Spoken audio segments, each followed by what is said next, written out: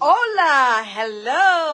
I'm with my favorite contractor, Brett, and his crew here. So they're doing some ceiling work for me in one of my properties. Now I'm gonna share with you what I've learned from my mentor, especially when you're doing renovations or updates on your property. And this is Slake, my painter here. So why am I here in the property all the time? Either I come here every day or even twice or three times a day or sometimes even more, but I do come here frequently.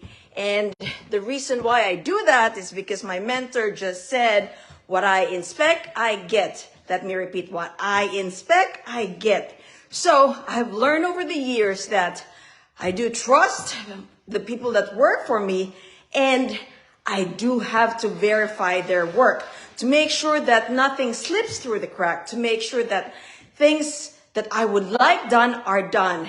And so that's why I'm here with my guys, looking to see what they need, looking to see what problems they encounter during the day, looking to see how I could make things work faster. Either hire another contractor or bring another team to get it rolling, especially with this property where I have a tenant coming in.